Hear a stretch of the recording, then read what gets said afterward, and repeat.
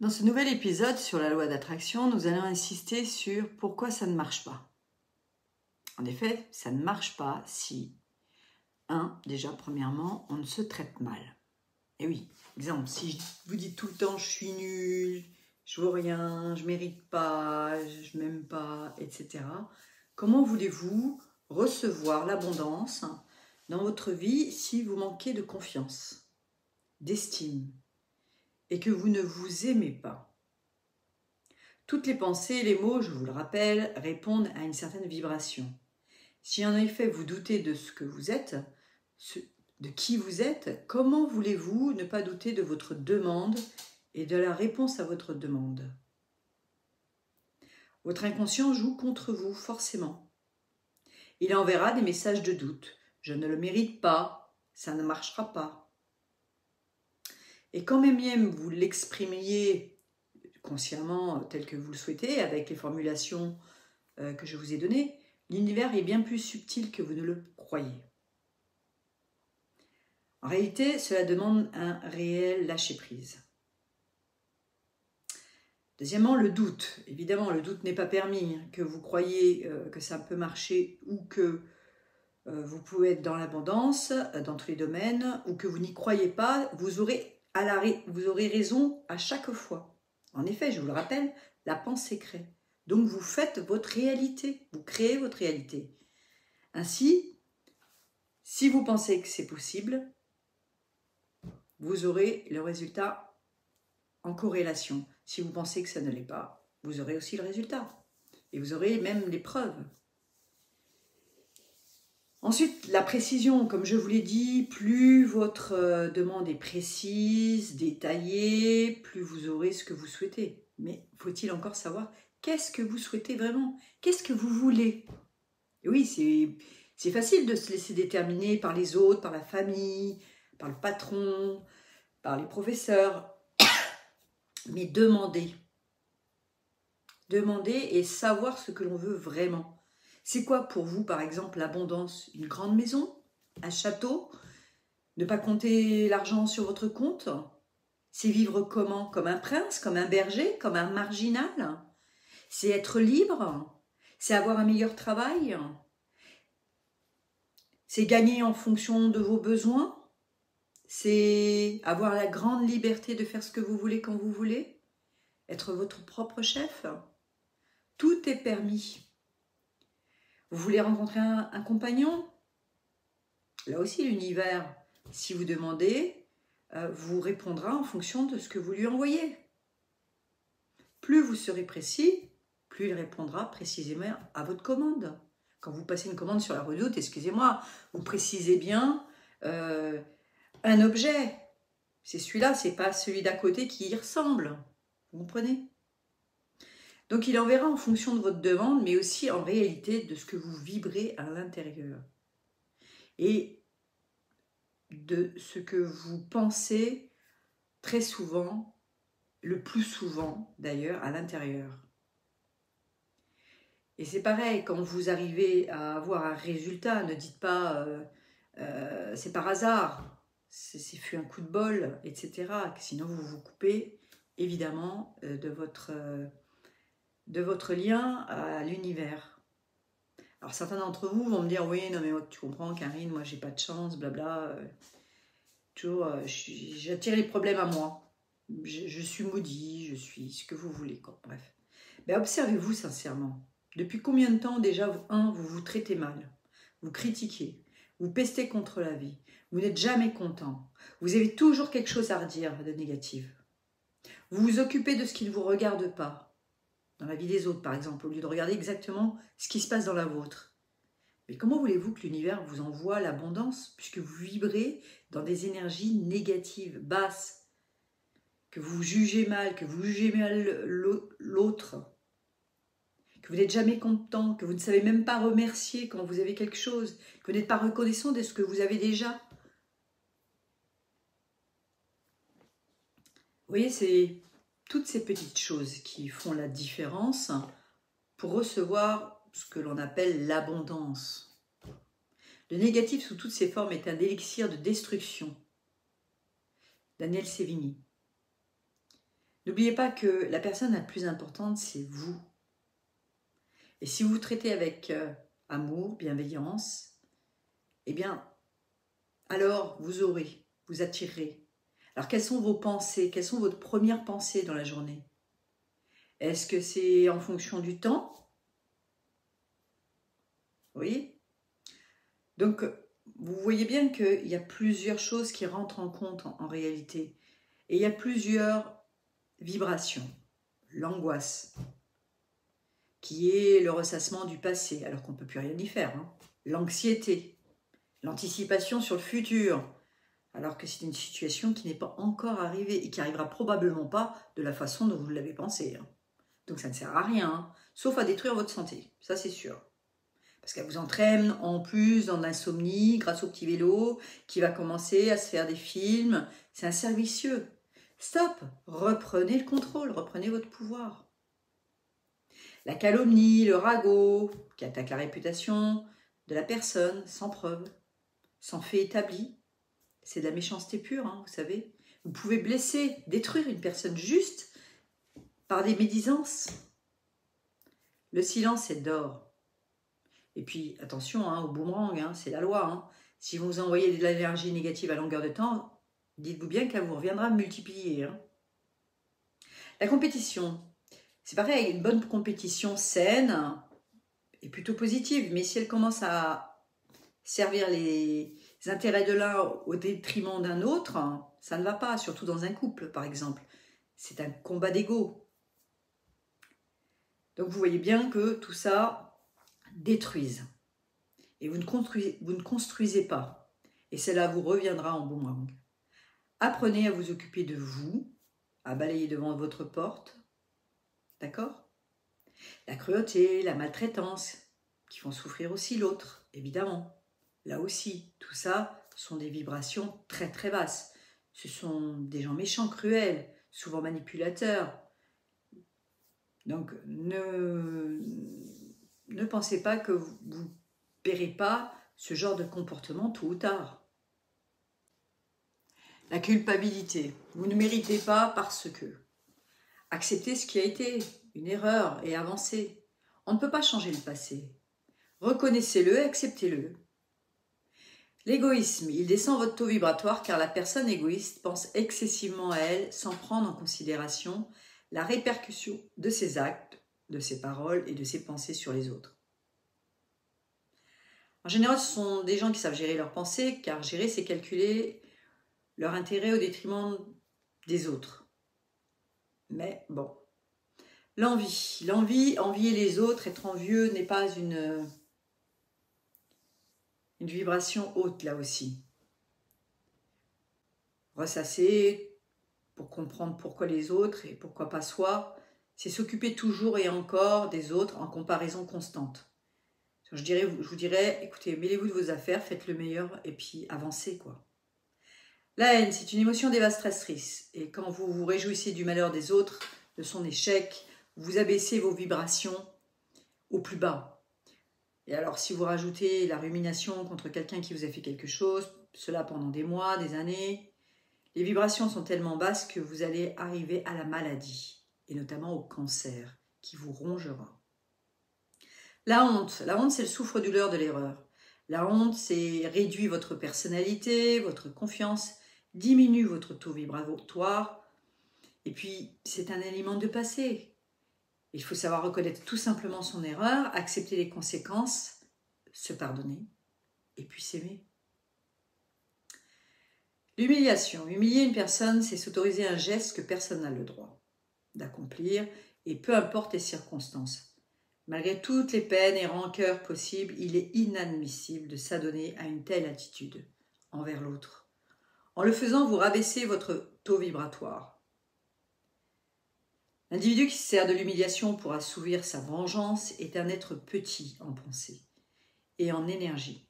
Et il piétinera dans la vie aussi longtemps qu'il n'aura pas changé de manière d'agir. Il sera très malheureux et finira aigri. L'impatience. Tout comme la colère, l'impatience est impulsive. C'est une réaction suscitée par plusieurs éléments négatifs. Vous avez oublié de gérer votre mental. Et voilà, dans un engrenage déréglé pour vous. Ça ne va pas assez vite. Tout est lié. Si vous êtes bien avec vous, si vous êtes calme, détendu, alors que vous êtes patient, chaque chose en son temps. L'univers, vous savez, vous mettra à rude épreuve. Hein. Se sentir inférieur, c'est manquer de confiance en soi. Comme je vous l'ai dit précédemment, il va falloir dompter Oscar. Sinon, vous allez systématiquement à l'auto-sabotage. Si vous le laissez aux commandes. Et puis, vous descendez votre taux vibratoire encore et encore. Quels que soient les manques d'insécurité aussi, c'est pareil. Si vous vous laissez entraîner dans de la peur, c'est Oscar qui sème le doute dans votre esprit et qui vous auto-sabote. La jalousie, elle est comme l'envie. Hein. La lâcheté. Rien n'est plus vilain que chez un homme que la lâcheté. C'est un manque de dignité. Ne pas avoir d'amour-propre. Ne pas s'aimer en quelque sorte. Encore une fois, c'est votre Oscar qui vous sabote. Vous devez reconnaître la cause et la raison de votre faiblesse. Et pardonnez-vous et arrêtez de vous nourrir de reproches afin de vous repositionner à des vibrations hautes. Manipulation. Nous sommes tous plus ou moins manipulateurs. Joueurs. Et parfois, cela ne porte pas trop de conséquences. Mais les manipulateurs, en général, se servent au maximum de leur art pour manipuler les plus faibles. Notamment dans les relations amoureuses avec, par exemple, les manipulateurs narcissiques. Mais cela existe tout à fait aussi dans le travail.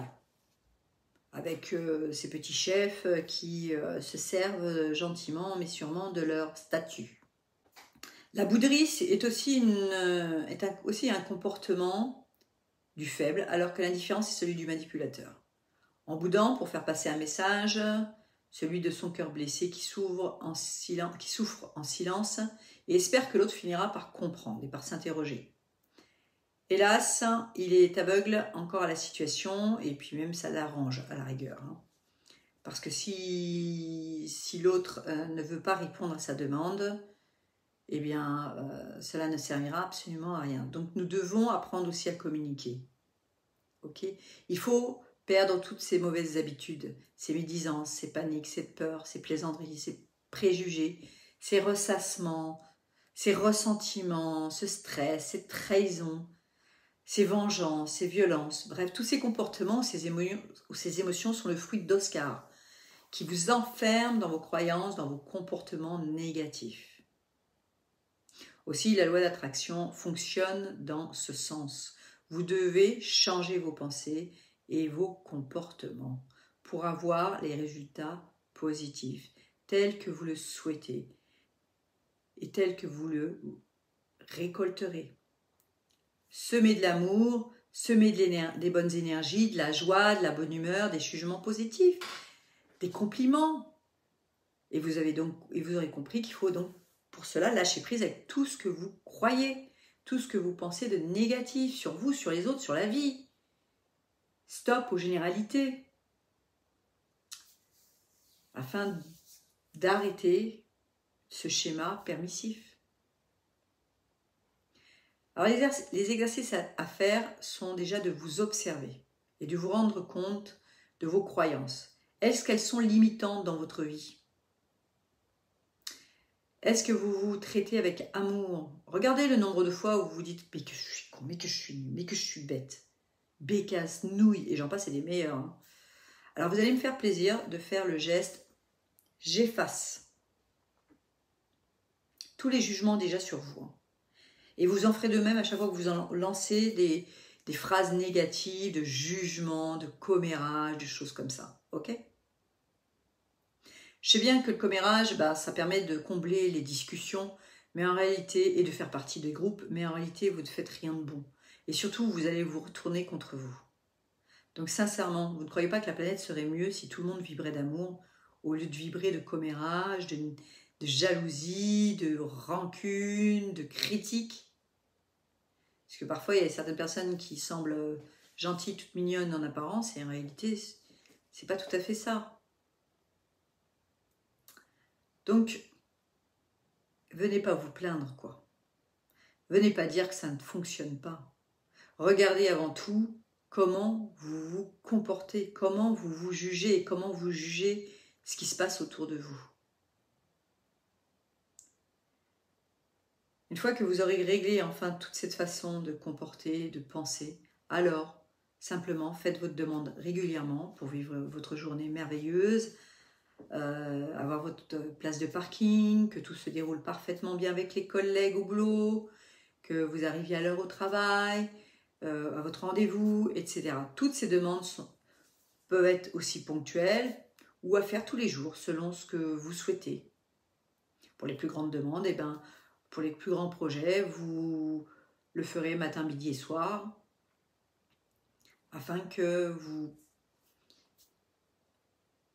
puissiez jusqu'à la réponse à votre demande